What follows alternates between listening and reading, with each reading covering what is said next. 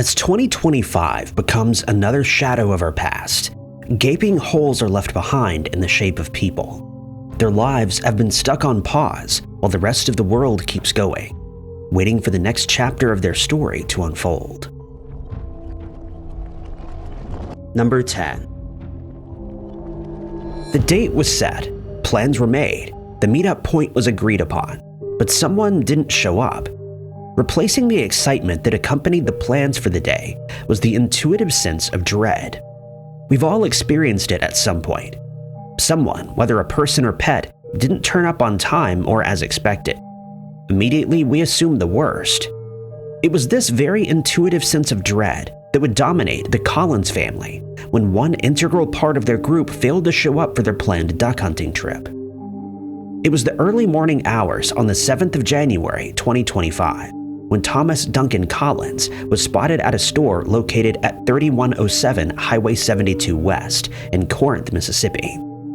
It's here where the Morris Crum Tire Center is located, and just across from the establishment is the Old Bull Market, equipped with the very security cameras that would ultimately determine only a portion of Thomas's movements that day. It was around 5:37 that morning when the man with red hair, who measured 5'7", walked into the store. He wore shorts and a thin hoodie and was uncharacteristically barefoot. It was as though he'd left his residence in a hurry, neglecting to put on shoes or adequate clothing. Disturbingly, he peered up at the camera, his hands clasped together in front of his chest. Some say he was praying, and others believe he was signaling for help. The clerk at the store would offer the 38-year-old a drink and hand him a coat and a black shirt with yellow writing on it. Thomas would also charge his phone here for just 10 minutes. At 5:50 a.m., he left the store in a rush on foot and gave no indication of where he was going. It's the moment he departed the store when the mystery begins. Because this would be the last time that anyone would ever see or hear from Thomas Collins. He never showed up for the planned hunting trip that day, sparking immediate concern and a feeling of dread. Concerned, they repeatedly tried to make contact with him, but heard nothing back. Eventually, the echo of the disembodied voicemail became too much to bear, and by morning, the family would report him missing. The investigation started off as a welfare check. Police officers headed to the home where they found Thomas's truck still parked in Mathis Road, where he'd been staying over with his girlfriend. The presence of the truck begged another question. Why would he leave home on foot? The question may be answered by what happened in the lead up to the moment that the missing man was last seen. Allegedly, he and his girlfriend had gotten into an argument that morning over something unknown. The fight prompted Thomas to leave, partially clothed and with only his phone in tow. He made his way to the convenience store where he was spotted by security cameras and then left, stepping into the unknown. When news of the disappearance began to circulate through the community, another potential sighting was reported. Someone claimed to have seen him around 10:30 a.m. that day, walking towards Pickwick. The sighting, though, was never confirmed. Thomas Duncan Collins hasn't been seen or heard from since the 7th of January. He had a long beard at the time that he went missing and was last seen wearing a blue hoodie, black puffer jacket, a green beanie, multicolored shorts, and a black t-shirt with yellow writing, which he wrapped around his legs. Information can be directed to the Corinth Police Department at 662-286-3377.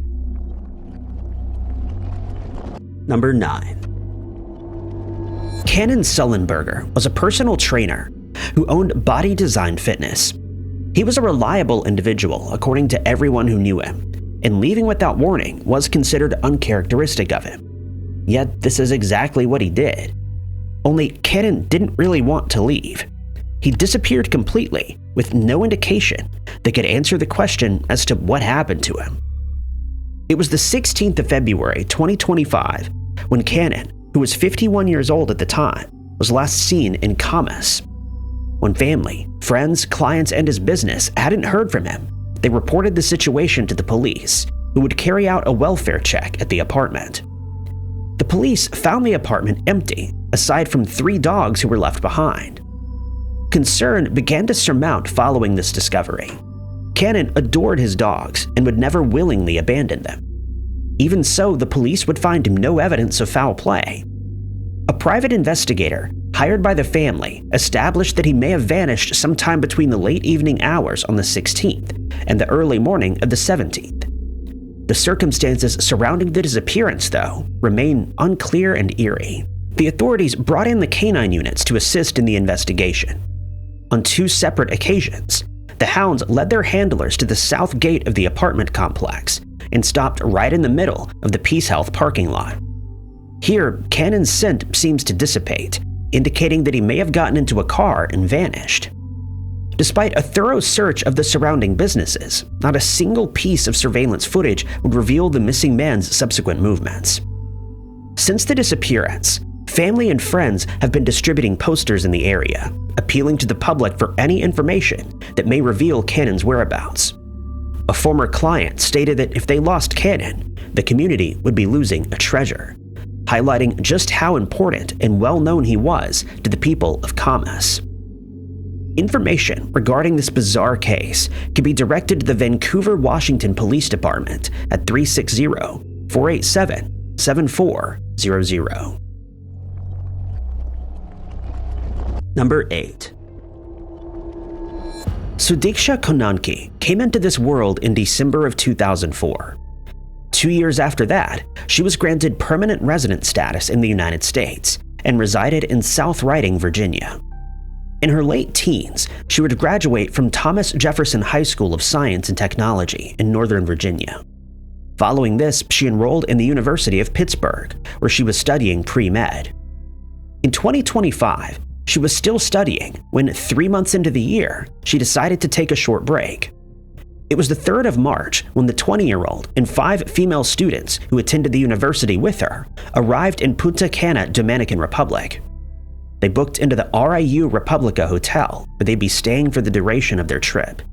It was just a few days into their trip, though, that an enduring mystery would soon unfold, starting at 3 a.m. on the 6th of March. Sudiksha and her friends met with 2 male students, one of whom was 22-year-old Joshua Ribe from Iowa. The group decided to head to a local bar, where they drank until someone suggested that they should go to the beach. At around 4 a.m. that morning, Sudiksha was seen walking arm in arm with Joshua as the group made their way to the nearby beach. 45 minutes after this, only 5 women and 1 man would be seen leaving the beach. Missing from the crowd were both Sudiksha and Joshua. Hours later, Joshua was spotted leaving the area without the young student. A friend would later inquire about her whereabouts, and by 4 p.m. that day, a missing person report was filed. The initial investigation saw a search of the beach, which would uncover Sudiksha's clothing lying abandoned on a portable beach bed. The friends were called in for questioning as police desperately tried to piece the puzzle together. Joshua, who's not considered a suspect in the case, made claims about the pair's subsequent movements after their friend group had left, and the details are incredibly harrowing. He alleged that while at the beach together, the two headed off into the water, where they stood knee-deep. Suddenly, according to him, a large wave hurtled towards them, gripping Sudiksha and pulling her out to sea. He tried to grab her and would have been able to rescue her if he hadn't been intoxicated. After losing track of the woman, Joshua became sick and eventually passed out on the shore. He woke up several hours later with very little recollection of what had happened. He would only be reminded of the distressing events of the early morning hours when a friend inquired about the missing woman's whereabouts. Sudiksha has not been seen or heard from since. No person matching her description has washed ashore, and no one has reported seeing her since. Sudiksha was last seen wearing a brown bikini, big round earrings, a metal designer anklet, steel bracelets, and a multicolor beaded bracelet. Her family has since asked that the Dominican Republic's National Police simply declare her as deceased. Number 7. Hoi Kei-woo, known as Patricia to her friends, was born in Hong Kong, but with a student visa relocated to Tucson, Arizona, where she graduated from the UA's Master of Science in Business Analytics program in December of that year. It was at the UA where she would meet her husband. Following their graduation, the pair would head to China to get married. After that, they returned to Tucson, where Hoi began working as a volunteer lab research assistant at the institution from which she graduated. As far as family and friends could tell, the 35-year-old didn't seem to be having any issues, personal or work-related. She was living her life, it appears, happy and at peace. But on the 18th of April, 2025, there was a shift in the woman's demeanor. That day, she walked out of the house where she lived with her husband and told him that she needed some air, some fresh air. Hoy would disappear the moment she stepped out of that house. She climbed into her car and drove off, never to be seen or heard from again. The very next day, she'd be reported missing to the Tucson Police Department. Just 2 days after she disappeared, the investigation would uncover the first unnerving clue. It was Hoy's white 2019 Volkswagen Tiguan, which had been left abandoned at Mount Lemon's Windy Point, located on Catalina Highway.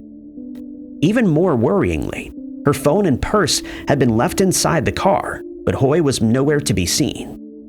For the next 6 days, law enforcement would carry out an extensive search of the Windy Point area, but found no additional clues that may lead to the missing woman's whereabouts. According to the Pima County Sheriff's Department, there was no indication of foul play and nothing that led them to suspect a crime had occurred. In fact, there were no clues to indicate anything at all. Since then, the police have been analyzing Hoy's phone and laptop, hoping to uncover something that may finally lay the mystery to rest. Hoy was last seen wearing pajama pants and a black shirt when she left the house. Any information or potential sightings can be directed to the Pima County Sheriff's Department, which is the investigating agency in charge of the case, and they can be reached at 520-351-4900. Number 6. Something sinister was lurking in the shadowy street of Universal Avenue in Pine Bluff, Arkansas back in May. Something that would lead to a most confounding disappearance, leaving no clues or traces that could explain what happened. The mystery began on the eerie night of the 13th of May at 9 p.m., when a local resident, Joynelle Brandon, left the comfort of her family home. She'd be coming to a friend's house that night to play cards. As far as investigators could tell, Joynelle and the friend had a good time that night, but it was short-lived. At 10 p.m., just an hour after engaging in a game of cards, the 43-year-old woman left the area. According to the friend, who stayed on Universal Avenue, Joynelle climbed into a white box truck. In the driver's seat was an unknown male, whom not even the woman's family could name. Presumably, after departing the friend's home, the woman would be heading back to her own, but that's not what happened. Joynelle's movements for the rest of the evening remain unknown, and she would only, presumably, arrive back home at 4 minutes to 2 the following morning. It was at that time that a text came through to a family member. It was sent from Joynelle's number, but whether it was she who really sent it is unknown. Her text instructed a family to unlock the door for her, but when they opened it, Joynelle was nowhere to be seen. She wasn't standing outside, nor was there any car still parked outside. The family also believed that this message was odd and uncharacteristic of the tone she normally spoke in. According to one of Joynelle's 3 daughters, she usually doesn't text in complete sentences. She also wouldn't message the family member that she did to instruct her specifically to unlock the door. Later that day, having not heard from her, the family reported her missing to the Pine Bluff Police Department. Her absence was of particular urgency, given that Joynelle didn't take her medication with her when she left. She's said to have a mental condition for which she requires regular medication, and without it, serious side effects may further inhibit her ability to make her way home. With law enforcement finding no indications of foul play, they were forced to conduct only a few searches and appeal to the public for information. The family, though, would not stop their persistent search for answers. Day and night, they looked for Joynelle, 24 hours a day, non-stop. They scoured the streets, but they found nothing. There were no clues, no evidence, no potential sightings, and Joynelle had completely vanished. The lack of sightings was particularly odd in this case, given the missing woman's unique features. Joynelle had a nose ring and scarring from burns running down the right side of her neck and down her right arm.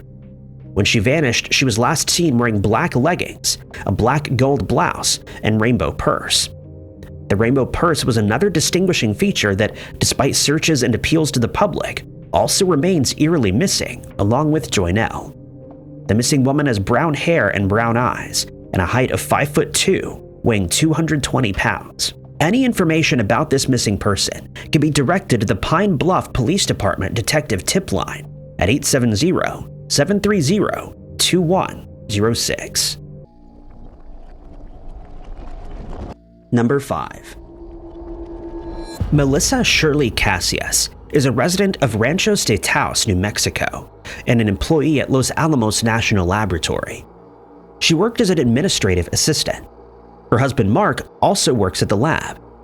In her spare time, Melissa would enjoy archery, a sport for which she'd won many trophies. She was also an avid hunter. It was June of this year, and things were seemingly going as normal for the Casillas family. That was until the 26th, when something bizarre and harrowing would take hold of Taos. That morning, the family began their normal routine, having their morning coffee and getting ready for work. By 6:15, they would arrive at the Los Alamos National Laboratory, where Melissa realized she'd forgotten her employee badge. Due to the distance she would need to travel from Los Alamos to Taos and back again, she decided that she would rather work remotely from home. Before heading there, though, she'd make a few stops. According to Melissa's niece, she stopped off at the post office and later dropped her daughter Sierra off at a Taos cafe. When Sierra returned home from work later that day, she found the house empty. Her mother's car, though, was parked in the driveway, and her wallet, phone, and ID were inside the house. Melissa undoubtedly returned home that day, but she didn't stay there for long. Sierra would notify her father of the absence, and by 5 p.m., he would report his wife missing. An immediate investigation began, and it didn't take long before CCTV footage of the now missing woman would be unearthed. One of the last known sightings of the 53-year-old came from a John Dunn shop in downtown Taos. She was spotted on the CCTV footage walking away from the store, getting into her car and driving away. The very last time that Melissa was seen was around 2 p.m. that day. According to a witness, she was spotted walking along Highway 518 in Talpa, heading south. After viewing footage from a Ring doorbell camera, the family was able to confirm that the woman the witness had seen was in fact Melissa. They are unsure as to where she was headed or why. She had no known mental conditions or impairments. Her behavior was uncharacteristic and concerning. It was especially worrying when she failed to return home. Investigators carried out a brief search of the area in which the missing woman was last seen, but came up empty-handed. Eventually, they were forced to call off their physical efforts and resigned to sitting and waiting for new information, tips, or other sightings. It was only recently that the family would learn of one important possible lead. According to a post made on the Facebook page on the 28th of June, they'd seen a horse tied to a tree in the Pot Creek area. Melissa was known to love horses and the mountains, but leaving without warning was incredibly uncharacteristic of her. The family has highlighted the fact that Melissa has not intentionally disappeared, and that something sinister may be going on here. It's also suggested that she requires daily medication for an undisclosed health condition. A $7,000 reward has since been offered for any information that may lead to her whereabouts, with Crime Stoppers offering an additional $2,500. Information about this missing person can be directed to the New Mexico State Police at 505-425-6771. Number 4. Dawn Rose sat staring at an arrangement of pictures of her son sprawled out on the floor. Unfortunately, the reason they were there wasn't for any upcoming celebration. They were the images she'd be using on his missing person posters, and she desperately searched for answers and pleaded for any information that would lead to her son's whereabouts, whether alive or not. Ruben Carranza, a tattooist and CEO-founder of Carnal Canvas, Inc., was a resident of Greensburg, Pennsylvania when he disappeared. The circumstances surrounding this case are eerie and unclear, with only limited details presenting themselves. The mystery begins on the 29th of July, when the 36-year-old was last seen in Greensburg. His movements are unknown. No one seems to know when he left his home, where he went, or what he had planned for that day. But at 7:49 that morning, his cell phone would ping in the Mount Pleasant area. This would be the last indication of Ruben's movements. His phone didn't ping again after that, and no other traces of him would emerge. The missing man was driving a white 2002 Toyota Avalon at the time that he went missing. It had the license plate number HSG 7080 and disappeared along with Ruben. Following a missing person report, the local police department initiated an extensive search of Mammoth Path, Lynn Run State Park, and Beam Rocks. These were all places that he was known to frequent, but despite the thorough investigation, no additional clues would be found. Several days later, on the 10th of August, the Toyota that Ruben was last seen driving would be found. It's been hidden in an area just off of Ridge Road in Acme, intentionally obscured, after being taken to the area from a different unknown location. Investigators believe that the car had only been put there on the 5th of August, the very day that officials made the information regarding Ruben's disappearance public. The department suggested that they do not believe that the timing was a coincidence, but rather meticulously planned, hinting that something sinister may be lurking in the shadows of Ruben's inexplicable disappearance. According to the Greensburg police, the vehicle had been moved, and they were able to acquire DNA and fingerprint evidence from inside. They've not disclosed any information regarding these clues. The investigators, though, also confirmed that they were looking at a few people and clearing them of involvement. The potential suspects were never named, and no arrests have been made. Information regarding the whereabouts of this missing person can be directed to the City of Greensburg Police Department at 724-384-3800. Number 3. What happened to Thomas Waitman? This is the very unanswered question that has been dominating Oregon since the 14th of October. It was around 10 a.m. that day when the 78-year-old man left his home near Valley Crest Way and Circle Crest Drive in Forest Grove. He'd be heading off on a walk, as he did so often. Only this time, he wouldn't return home again. What most assumed would be a short, quick walk for a man his age, Thomas had gone as far as Gales Creek Road, where he was last seen around 3:30 that afternoon. The hours would creep by with still no sign of him anywhere. When he still didn't come home after 5 p.m. that day, concern washed over his family, and they made their way to the Forest Grove Police Department to report Thomas missing. The report was filed at 5:37 p.m. that day, and officers immediately got to work, with the idea that this case was of obvious urgency. Unlike most missing person cases, though, the police officers were actually able to make contact with the missing man via cell phone. The conversation, though, was brief, with Thomas only able to divulge that he'd fallen into a hole and had no idea where he was. Triangulating the phone would prove most difficult and ultimately unsuccessful in determining a potential location. Knowing that a man was stuck in a deep hole with no food or water, the authorities gathered as many people as they possibly could to begin the tiresome search. 800 people came together in the area where Thomas was last seen. In groups, they spread out, covering a wide radius during the search that would carry on for 6 days. But frustratingly, no further clues would be unearthed that could point investigators in the right direction. Eventually, the searches were called off, and the police reached out to all of the residents of Gales Creek Road, asking them to check their properties.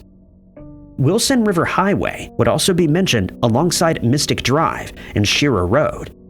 With this plea, the search radius was broadened even further, but still, nothing. Information regarding this missing person can be directed to the Forest Grove Police Department at 503-629-0111. Number 2. It was 6 p.m. on the 21st of November when a young man was captured on a surveillance camera, climbing into a vehicle with another young man. At 10 p.m., the first individual would be seen in Jackson Township, New Jersey, and then he vanished. That man was 22-year-old Mortimer Wortman, a senior at Rutgers University, where he was studying agriculture. He was in the area visiting his mother when he ominously disappeared that fateful day. Mortimer had climbed into the car of his acquaintance, Adam Zaluk.